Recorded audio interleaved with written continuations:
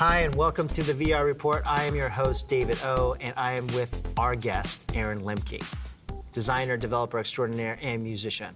Aaron, thank you so much for coming to our show. Thank you for having me. Cool. Hey, Aaron, for people who don't know you, we're friends, and I've known you for a lifetime in VR, which has been about 1 year. Tell me a little bit about some of the stuff you've been working on. Yeah, mainly so far I've been working on virtual nature experiences, virtual meditation, relaxation.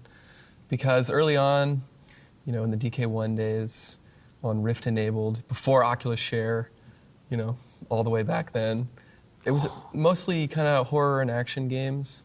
And I wanted to make a counterpoint to that.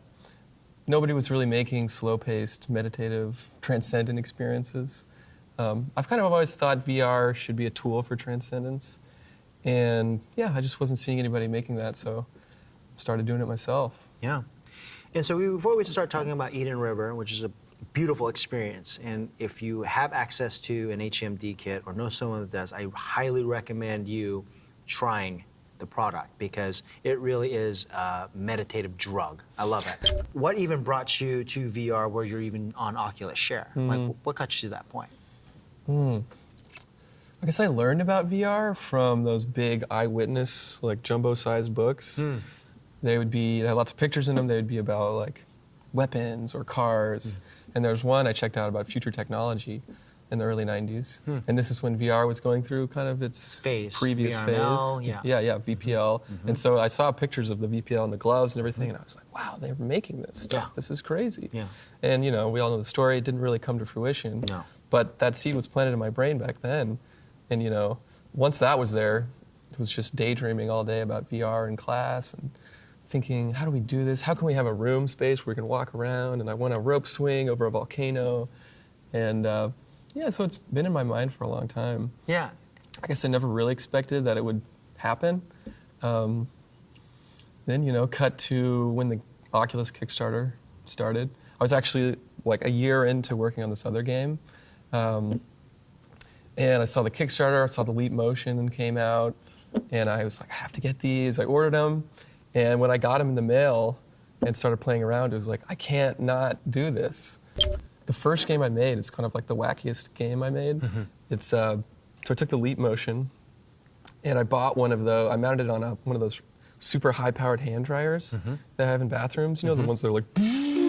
Yeah, the ones that would carve like the initials out so it would spell like touch butt or something. Remember that? People would do that. Well, this one was the accelerator. Yeah, okay. And I bought it on Amazon, and I flipped it upside down, and then I mounted the Leap Motion right here. No, you never told me this story. No? No. This is the first thing I made. It was That's crazy. Totally okay, wacky. And then what happened? And so I was a DK1 experience, and so in the virtual world, there's a beam of particles shooting up, and I lined that up exactly with the column of air. Yeah.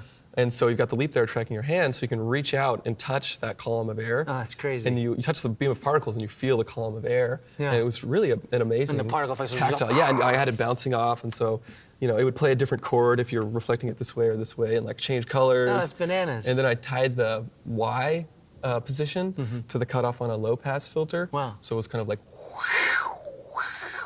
Was playing different chords and stuff. It was amazing. Did the Leap ever overheat or anything? No. I mean, we don't have that much that we No, would and this have to was worry like about. early Leap software, which Okay. was not That's as crazy. great. It's bananas. Yeah, I bought the hand dryer on Amazon, and now Amazon is like suggesting all these other bathroom-related things. So it's like, you might be interested in a giant toilet paper dispenser. That's So great. yeah, that was kind of an experimental thing. But Yeah, that's cool. I learned a lot from that. So, you know, let's now then talk about Eden River. Sure. And what are the next steps? Because it's one of those experiences when I first tried it for the first time, I totally got you as a person, right? Because people who are developing this, it's indie development, especially in VR and game development, you can understand by their project why they created this. Especially if it's a small team, it's very Exactly. expressive. Yeah. All of that can come out in terms of the experience. And so I've always described your project as like understanding what being water is. The movement of water, the beauty of the scenery and being able to look around. You are literally on the water, but it really is kind of like this fluid, transcendental experience if you really let yourself go in it. Tell me about what inspired you on that project and what are the next steps? So, yeah, I mean, just seeing a lack of games like that early on was the big inspiration. I remember too, this was a little scarring for me, but the first experience I played on the DK1 when I got it was TF2, Fortress 2. And like, oh my God, I think the scout in that game runs at something like 75 miles an hour in real life. And so that was a nightmare. And then also, like, if you got shot by a rocket or if you died from an explosion, your body would become a ragdoll, but your camera was still attached to your face. So yeah, that imprinted in my mind. And I just wanted to make something that wasn't that. So that's why I made the first version of Eden River was really, really basic, just a skybox and some lily pads and some reeds, and you went through it. And the feedback was really great. I sort of just put it out there, put up some YouTube videos, and got a lot of comments from people saying things like, oh, this is the type of thing I've been waiting for VR. This is what VR is for. And I was like, I agree with you. And so, seeing that feedback, I decided, all right, let's turn this into something bigger, which ended up being Eden River HD, which is on Steam, and it's a little more fleshed out. There's animals that you fly with, there's birds and fish, and the music is kind of interactive. So each time you collect a flower, it fades in a new music track, and you get a new animal buddy to come hang out with. And I'm really proud of it. It turned out exactly like I wanted to. That's one of the benefits of doing things on your own is you can be a control freak and really fine-tune things.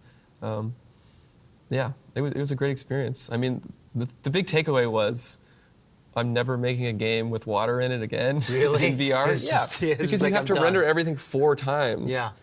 Oh, it was a nightmare. Yeah, I was hoping that you would say, no, I found my calling. I found it where I can touch this product and it actually makes me feel great, and I'm going to just extend it. But this is probably it for Eden River. Eden River, in that incarnation, cool. I really like the idea of a constant speed down a river. I think that works great. Tilting your head to move, it's a pretty good input method. But my next project is called Zen Zone. Zen Zone. And it's going to be a suite of meditation apps. Great. Yeah, first launching on the Gear, but then hopefully porting to Vive. And that's cool. I think we were talking about that early on, and I was telling you that that's something you should touch upon. Yeah. So Eden River is something that could exist inside of Zen Zone, I think. So it's going to be little short interactive experiences. Sure.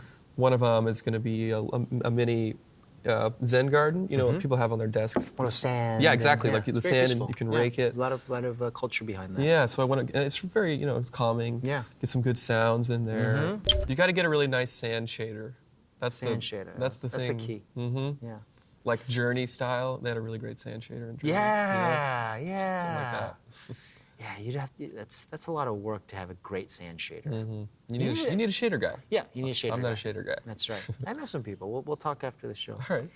Hey, Aaron, I not only respect you as a VR developer, but also as a friend. So I really appreciated this time getting to know you. Thank you. Thank you for being part of the VR Report, Aaron, and I'm looking forward to more of your creations in the future.